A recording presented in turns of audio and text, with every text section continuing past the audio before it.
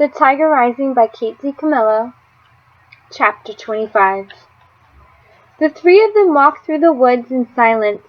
Sistine and Rob chewed 8-ball gum, and Willie Mae smoked a cigarette, and nobody said a word. "Lord God," said Willie Mae when they came up to the cage. She stared at the pacing animal. "Ain't no reason to doubt the fierceness of God when He makes something like that," she said.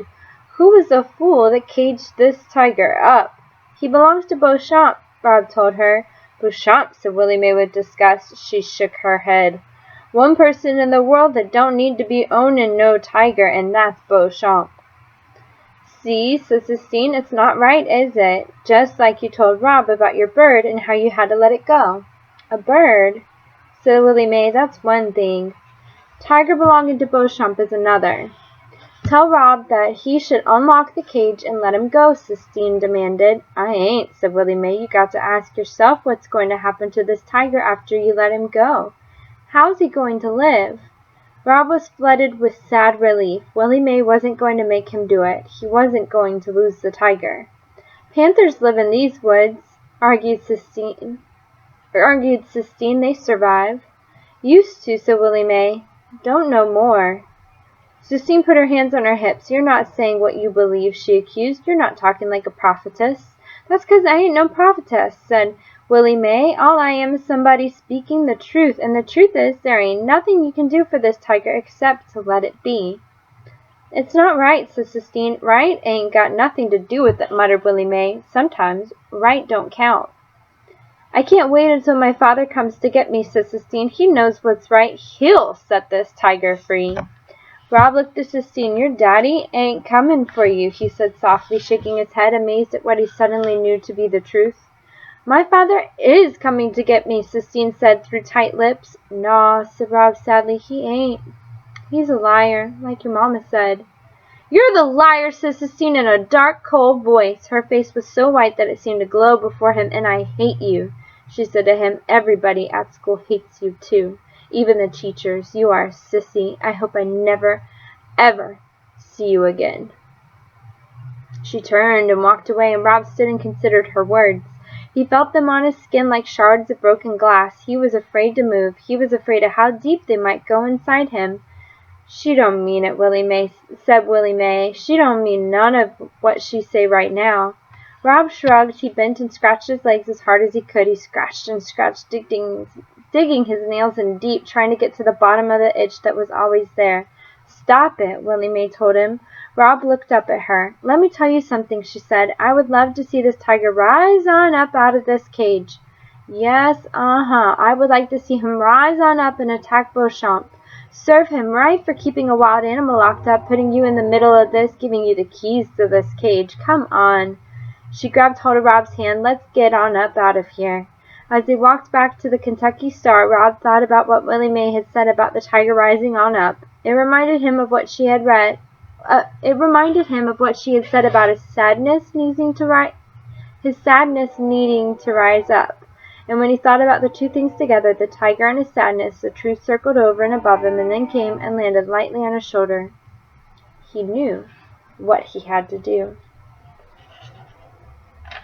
Chapter 26. He left Willie Mae at the motel and went down the highway. "Sistine!" he shouted as he ran. "Sistine!" he screamed. And miraculously he saw her orange dress with her pink polka dots glowing on the horizon. Sistine Bailey. "Hey!" he shouted. "Sistine, I got something to tell you." "I'm not talking to you," she shouted back. But she stopped. She turned around. She put her hands on her hips. He ran faster. "I come to tell you about the tiger," he said when he caught up with her. "What about him?" "I'm fixing to let him go," said Rob. Sistine squinted her eyes at him. "You won't do it," she said. "Yes, I will," he told her. He reached into his pocket and pulled out the keys and held them in front of her proudly as if he had just conjured them out of thin air, as if they had never existed before. "I'm going to do it," he said. "I'm going to do it for you." "Woo-wee!" Someone screamed, and Rob turned and saw Beauchamp come speeding right toward them in his red Jeep. "Oh, no," whispered Rob. "Is it him?" Sistine whispered. Rob nodded. Beauchamp pulled over on the side of the road, spraying mud and water everywhere. "You out getting your exercise?" he hollered. Rob shrugged. "Speak up," roared Beauchamp. He got out of the jeep and came toward them. Rob quickly pocketed the keys. His heart thumped once, loudly, as if it was cautioning him to keep quiet, and then it went back to beating normally. "Well, looky here," said Beauchamp when he saw Sistine. "You out chasing girls? Is that it? Man after my own heart. This your girlfriend?" Beauchamp pounded Rob on the back. "No, sir," said Rob. He looked at Sistine. She was staring so hard at Beauchamp that Rob was afraid the man might burst into flames. "I got more goods for you," Beauchamp said. "I left 'em back at the motel with Idabelle." "Yes, sir," said Rob. "What's your name, little thing?" Beauchamp said, turning to Sistine. Rob's heart gave another warning thump. Lord only knew what Sistine would say to Beauchamp, but Sistine has always surprised him. She smiled sweetly at Beauchamp. "Sissy?" she said. "Well, that's pretty," said Beauchamp. "That's the kind of name worth running down the road after." He leaned over to Rob. "Remember what we got going? You're keeping your manly secrets, ain't you?" "Yes, sir," said Rob. Beauchamp winked. His toothpick wiggled. "I got me some business in town," he said. He squeezed Rob's shoulder hard and then took his hand away. "You and your girlfriend stay out of trouble now, you hear?" "Yes, sir," said Rob. Beauchamp swaggered back to the jeep, and Rob and Sistine stood together and watched him get in it and roar down the highway. "He's afraid," said Sistine. "He's afraid of the tiger. That's why he's making you feed him." Rob nodded. That was another truth he had known without knowing it, the same as he had known that Sistine's father was not coming back. He must, he realized, know somewhere deep inside him more things than he had ever dreamed of. "I'm sorry," he said. "What I said about your daddy, I'm sorry." "I don't want to talk about my father," said Sistine. "Maybe he is coming to get you." "He's not coming to get me," Sistine tossed her head, "and I don't care. It doesn't matter. What matters is the tiger. Let's go. Let's go set him free." Chapter 27. The first key slid into the first lock so smoothly that it made Rob dizzy with amazement. It was going to be so easy to let the tiger go. "Hurry," Sistine said to him. "Hurry up, get the other locks." He opened the second lock and the third, and then he took them off one by one and handed them to Sistine, who laid them on the ground. "Now open the door," she said.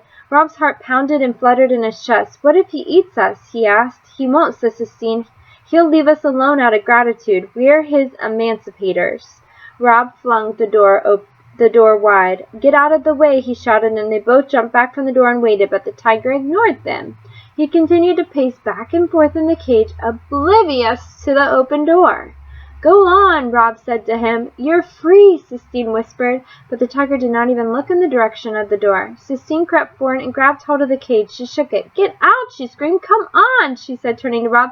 Help me get him out." Rob grabbed hold of the fence and shook it. "Get," he said. The tiger stopped pacing and turned to stare at them both, clinging like monkeys to the cage. "Go on," Rob shouted, suddenly furious. He shook the cage harder. He yelled. He put his head back and howled, and he saw that the sky above them was thick with clouds, and that made him even angrier. He yelled louder. He shouted at the dark sky. He shook the cage as hard as he could. Sistine put a hand on his arm. "Shh," she said. "He's leaving. Watch." As they stared, the tiger stepped with grace and delicacy out of the cage. He put his nose up and sniffed. He took one tiny step and then another. Then he stopped and stood still. Sistine clapped her hands, and the tiger turned and looked back at them both, his eyes blazing. And then he started to run.